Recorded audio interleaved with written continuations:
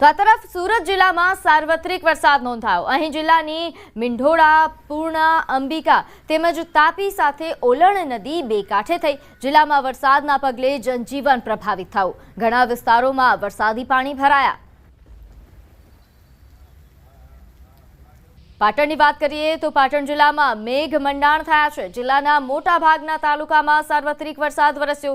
સમી, શંખેશ્વર, સાંતલપુર, રાધનપુર પંથકમાં વરસાદ પડ્યો છે। હળવા પવન સાથે ગ્રામ્ય વિસ્તારમાં ધીમી ધારે વરસાદ નોંધાયો, જેના કારણે લોકોને ગરમીથી રાહત મળી।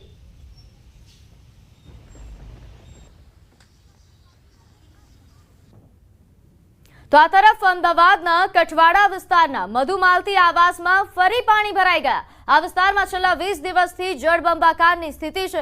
પાણી એકાદ બે કલાક પાણી ખાલી થાય છે અને પછી ફરી દૂષિત પાણી આ વિસ્તારને બાનમાં લઈ લે છે। વગર વરસાદે ગટર, કેમિકલ, એસિડ વાળું પાણી ભરાય છે।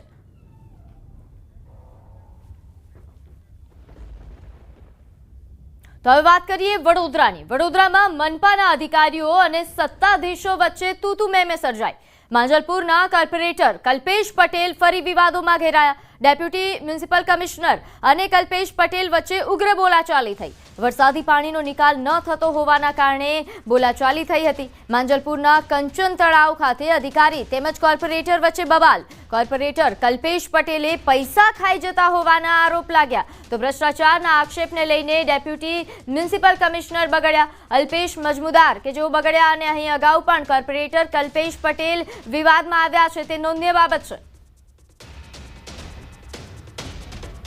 સાંભળો, આ રજૂઆત છેલ્લા 9 વર્ષથી સાહેબ કરું છું। હું તમને હાથ જોડું છું। સાંભળો, હાથ એમ ના જોડો, કામ કરો। સાંભળો, તમે કામ કરો। 7 કરોડના ખર્ચે ડ્રેનેજ લાઈનનું કામ ચાલે છે। કરોડો ખાઈ જાવ છો તમે લોકો, રૂપિયા ખવાઈ જાય છે। અરે વાતું હોય જેલમાં ગાળ દો। હા તો જેલમાં ગાળ દો। લો પૈસા ના બોલે છે, મને ના બોલે છે પછી જેલમાં ગાળ। ત્યારે હાલ સંવાદદાતા હાર્દિક આપણી સાથે જોડાઈ ગયા છે। હાર્દિક, કલ્પેશ પટેલ ફરી વિવાદમાં આવ્યા છે, શું છે આ સમગ્ર બબાલ? બિલકુલ દીજો, આ સમગ્ર મામલે વાત કરીએ તો આ બંને વ્યક્તિ તમે જે જોઈ રહ્યા છો તે એક કલ્પેશ પટેલ છે જે ભાજપના કોર્પોરેટર છે અને બીજા સિટી એન્જિનિયર છે। આ બંને જે છે તે દૂધે ધોયેલા નથી, કારણ કે જ્યારે પણ વિકાસના કામો થતા હોય ત્યારે વિસ્તારમાં મોનિટરિંગ કરવાની, સુપરવિઝન કરવાની એક અધિકારીની પણ જવાબદારી હોય છે અને સ્થાનિક પ્રતિનિધિ પણ હોય છે। પરંતુ જ્યારે કામ થતા હોય છે ત્યારે કોઈના દ્વારા તેના પર દેખરેખ રાખવામાં નથી આવતી અને અત્યારે આજે કલ્પેશ પટેલ છે તેમના દ્વારા હાઈ વોલ્ટેજ ડ્રામા કરવામાં આવ્યો અને શર્મસાર કરે એવી ઘટના કહી છે, કારણ કે ભાજપના કોર્પોરેટર પોતાની રજૂઆતને લઈને ઉગ્ર બન્યા અને ત્યારબાદ જ્યારે અધિકારી સ્થળ પર પહોંચ્યા ત્યારે તેઓ અધિકારીને પગે પડી રહ્યા છે અને અધિકારી પણ મર્યાદા ચૂકીને આ કોર્પોરેટરને પગે પડી રહ્યા છે। એટલે આજે તમાશો થયો હતો તે અત્યારે વડોદરા શહેરમાં ચર્ચાનું કેન્દ્ર બન્યું છે। અને બીજી મહત્વની વાત કરીએ તો આ કલ્પેશ પટેલ જે છે ભાજપના કોર્પોરેટર એ વિવાદિત કોર્પોરેટર છે અને ભૂતકાળમાં અનેક વખત તેઓ જે છે તે વિવાદમાં આવી ચૂક્યા છે। તેમનું એવું કહેવું છે કે તેમના વિસ્તારમાં જે કામગીરી કરવામાં આવે છે તે તકલાદી કામગીરી કરવામાં આવે છે। ત્યારે અહીંયા સૌથી મોટો સવાલ એ છે કે જ્યારે કામગીરી થતી હતી ત્યારે તેઓ ક્યાં ગયા હતા, કારણ કે જનપ્રતિનિધિ તરીકે તેમની પોતાની પણ જવાબદારી બને છે કે તેમના વિસ્તારમાં જ્યારે કોર્પોરેશન દ્વારા કોઈ કામગીરી કરવામાં આવે તો તેનું નિરીક્ષણ તે પણ કરે। જી બિલકુલ હાર્દિક, અહીં જે આ બબાલ સર્જાય છે, ડેપ્યુટી મ્યુનિસિપલ કમિશનર અલગ પ્રકારના આક્ષેપો કરી રહ્યા છે, કલ્પેશ પટેલ અલગથી આક્ષેપો કરી રહ્યા છે। જે આ આક્ષેપો થઈ રહ્યા છે, કલ્પેશ પટેલ પર કેવા પ્રકારના આક્ષેપ લગાવવામાં આવ્યા?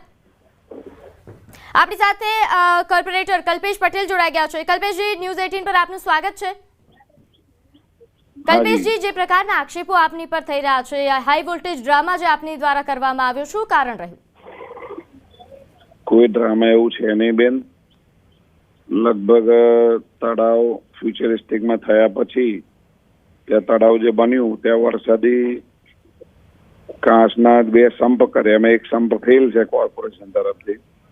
એક સંપમાં ડ્રેનેજનું પાણી આવે છે, તળાવની અંદર ગંદુ પાણી આવે છે અને ત્યાં ગાર્ડન પણ છે જોડે, એટલે વોકર્સ લોકોને એની દુર્ગંધ બહુ આવે અને આ પાણીનો તરત નિકાલ થાય એના માટે વોટર હાર્વેસ્ટિંગ કરવાની વાત હતી। વોટર હાર્વેસ્ટિંગ ગઈકાલે પાણી ખૂબ વરસાદ થોડોક પડ્યો, પાણી ભરાયું તો અધિકારીને ફોન કર્યો કે વોટર હાર્વેસ્ટિંગ ફેલ ગયા છે। એટલે જે કામગીરી કમિટમેન્ટ કરે છે પ્રોપર ટાઈમે થાય નહીં।